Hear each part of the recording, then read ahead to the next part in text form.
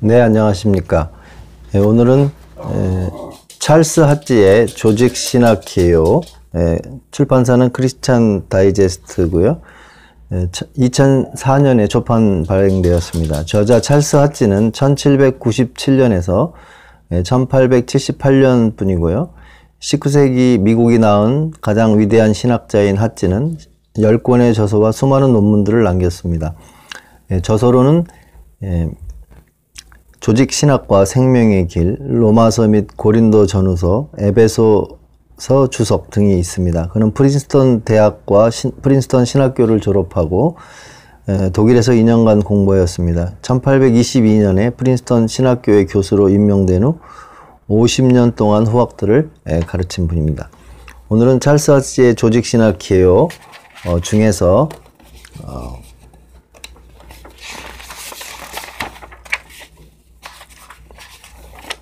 제2장 죄에 대한 부분을 한번 나누어 보도록 하겠습니다.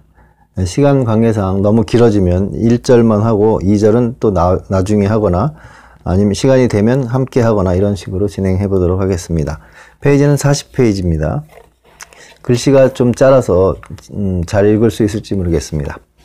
제2장 죄 1절 모든 인간은 죄인이며 인간의 본성은 타락 이후 부패되어 있음.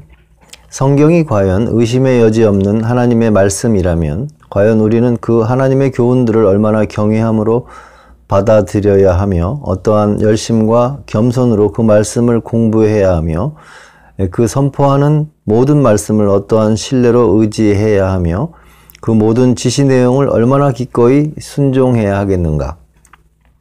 이제 인간의 성격에 대해 구원의 길에 대해 그리고 의무의 규범에 대해 성경이 가르치는 바를 배우도록 합시다.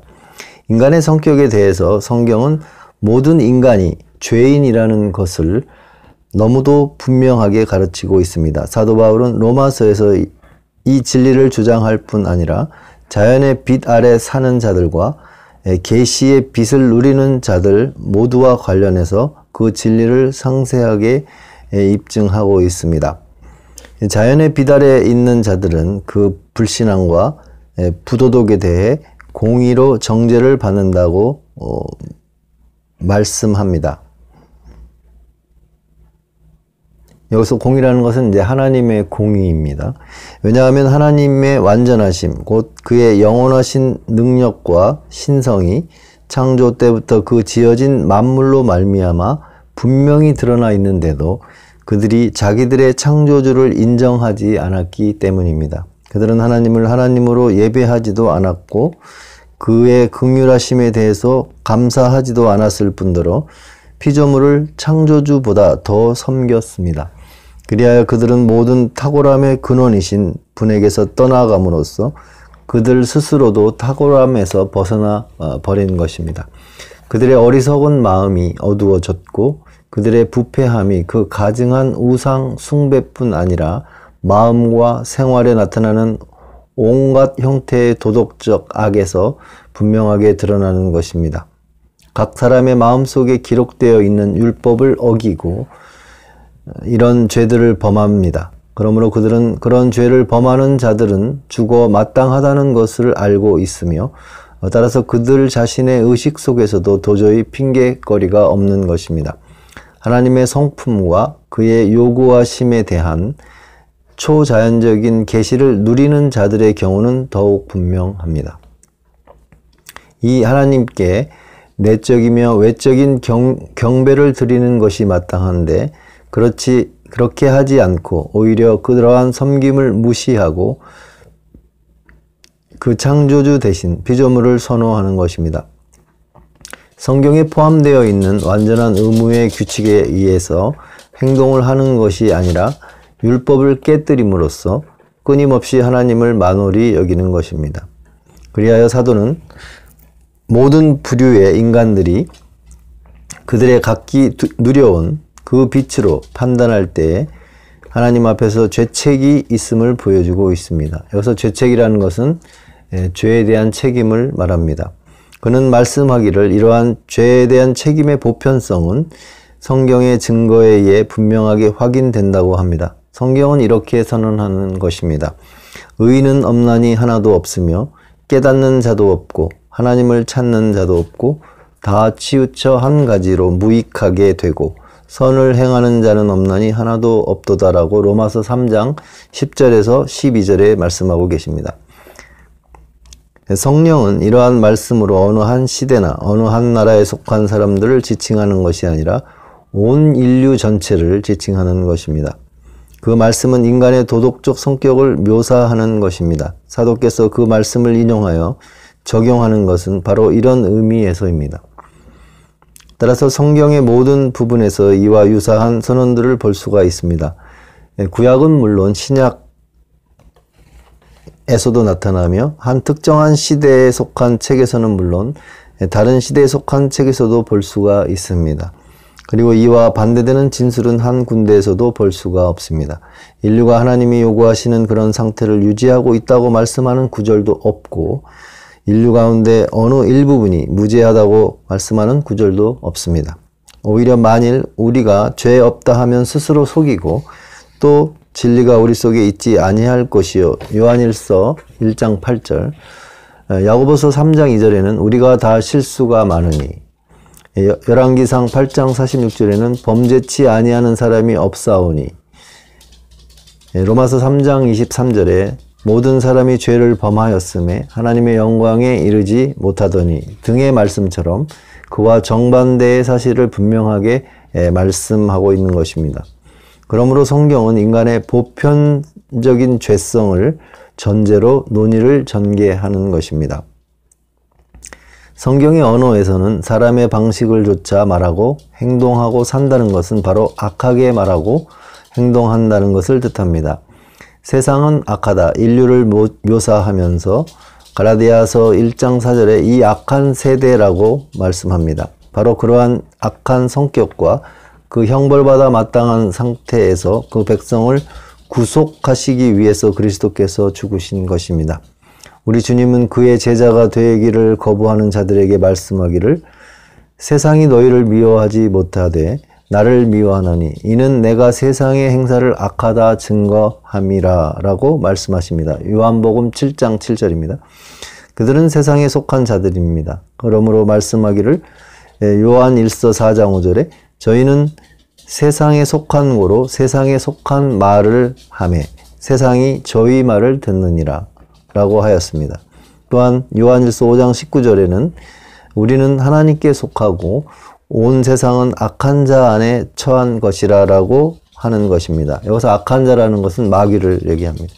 그러나 이것은 성경 가운데 어느 한두 구절에만 나타나는 하나님의 교훈이 아닙니다. 이것이야말로 성경의 거의 모든 구절에서 당연한 것으로 전제하고 있는 근본적인 진리들 가운데 하나입니다. 구속의 구조 전체가 사람이 타락한 존재라는 것을 전제하고 있는 것입니다. 그리스도께서는 잃어버린 자를 찾아 구원하러 오셨습니다. 그를 가리켜 죄인의 구주라고 선언하고 있습니다. 우리가 죄악되다는 것을 가정하지 않고서는 그리스도의 강림과 그의 사역 전체가 그 의미나 가치를 완전히 잃어버리고 맙니다. 왜냐하면 그리스도께서 오신 것은 그의 백성을 그들의 죄악으로부터 구원하시며 불의한 자들을 위하여 의로운 자로서 죽으시고 나무 위에 친히 달리셔서 우리의 죄를 지시기 위함이었기 때문입니다. 죄를 짓지 않은 사람들에게는 구주도 필요가 없습니다. 죽어 마땅한 사람이 아니면 구속자가 필요가 없습니다.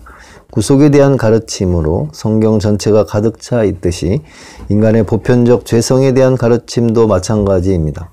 뿐만 아니라 성경이 천국에 들어가는데 필요한 조건으로 제시하는 모든 것 가운데도 이러한 가르침이 전제되어 있습니다.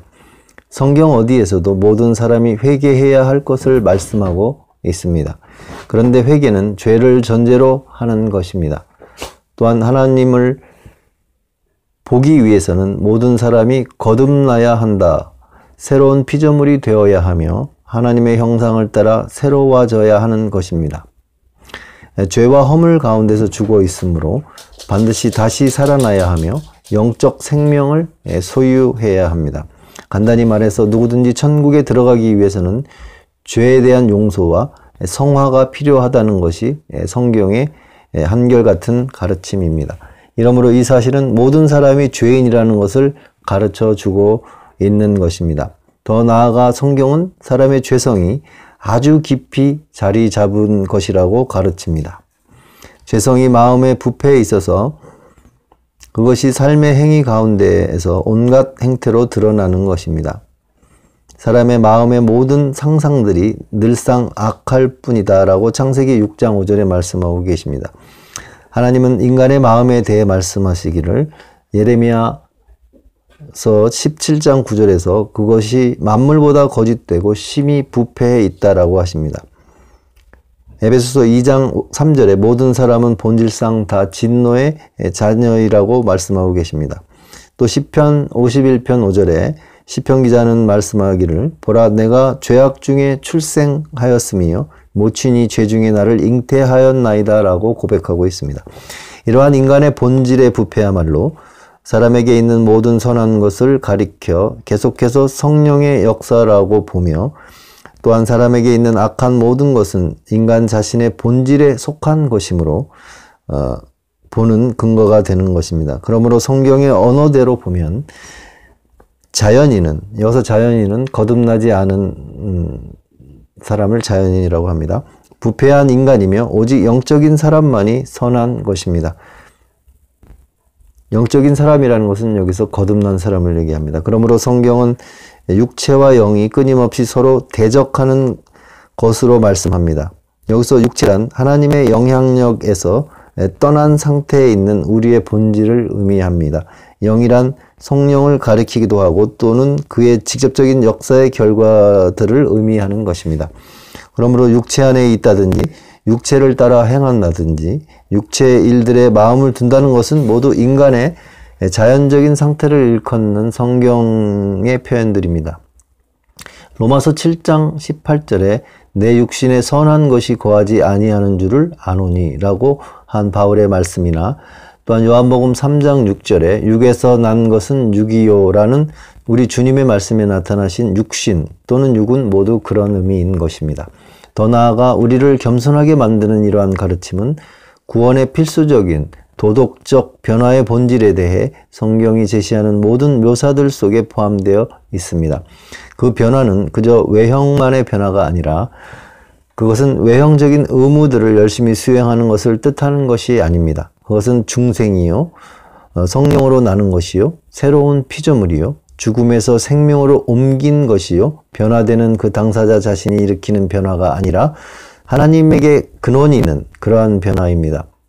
그러므로 성경의 가르침 가운데 그 어떠한 것도 이 가르침, 인간은 부패하고 타락하여 하나님의 형상을 잃어버린 존재로서 그리스도 예수 안에서 새롭게 창조되어야 비로소 천국을 볼 수 있는 그런 존재라는 가르침, 이 가르침보다 충만하게 드러나는 것은 없습니다.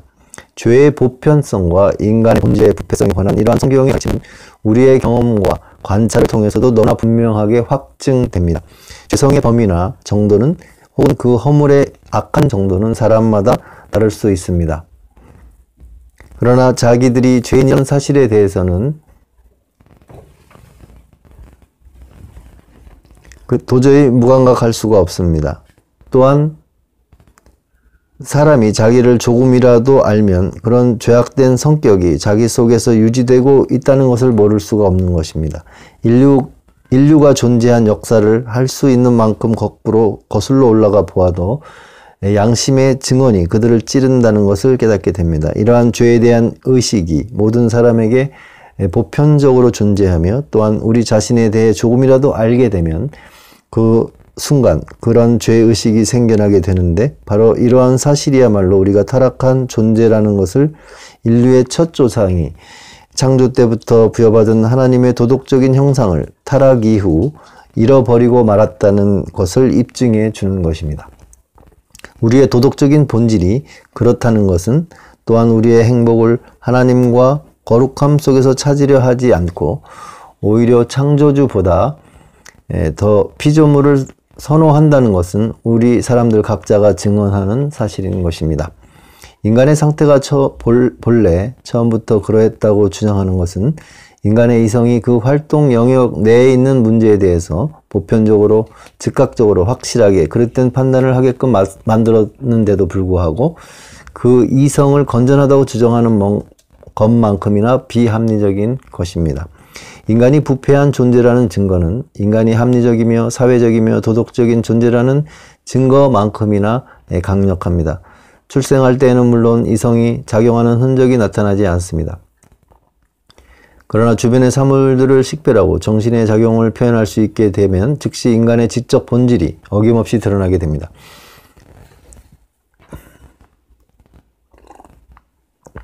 사람이 출생한 첫 순간에 이성이 작용하는 흔적이 나타나지 않는다 해서 인간이 이성을 지니고 있다는 사실을 교육의 결과라고 보거나 상황의 결과라고 보는 사람은 하나도 없습니다. 어떠한 상황과 처지에서도 이성의 작용이 한결같이 드러나는 것만으로도 이성이 인간의 본질적인 속성이라는 충분한 증거가 되는 것입니다.